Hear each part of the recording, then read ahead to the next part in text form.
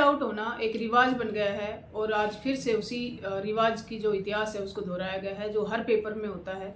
आज बिहार पुलिस का कांस्टेबल का एग्जाम था सुबह 10 से 12 की शिफ्ट में और एक इवनिंग शिफ्ट में।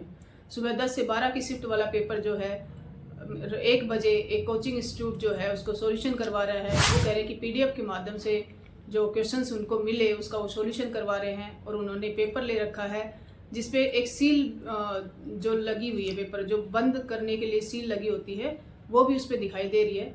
अब उनको कैसे मिला है वो तो वही जाने, लेकिन पेपर जब जमा हो जाता है उसको बाहर लाने की अनुमति आपके पास नहीं होती है, तो फिर क्वेश्चंस भी कैसे बाहर आई और फ़ोन वगैरह ले जाने की अनुमति भी अंदर नहीं होती है। तो सारे 100 क्वेश्चंस जो है वो किस तरीके से आपको मिले हैं और जो स्क्रीनशॉट है, जो सेकंड जो शिफ्ट थी उसके आंसर की जो है उसके स्क्रीनशॉट जो हैं वो वायरल हो रहे हैं। उनकी सत्यता की जांच भी करना जरूरी है कि वो कितने सही हैं और कितने गलत। स्टूडेंट्स के भविष्य के साथ हमेशा से खिलवाड़ होता रहा है।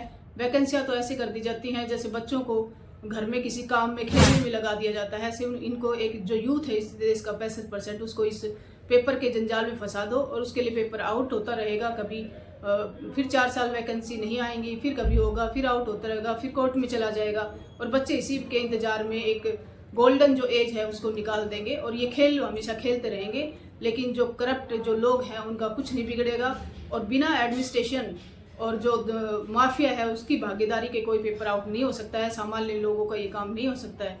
इसलिए अब एक टाइम आ गया है कि सारा यूथ जो है वो यूनाइट हो और इस तरह से होने वाले घपलों के खिलाफ अपनी आवाज़ उठाए। और जो गवर्नमेंट है, बिहार गवर्नमेंट है, उसकी भी अपनी जिम्मेवारी बनती है कि ये पेपर जो है वो आउट हुआ है या नहीं हुआ इसकी सत्यता की जांच करे और अगर पेपर आउट हुआ है तो जो लोग इसमें इन्वॉल्व हैं उनके लिए कड़ी से कड़ी सजा के प्रावधान किए जाएं।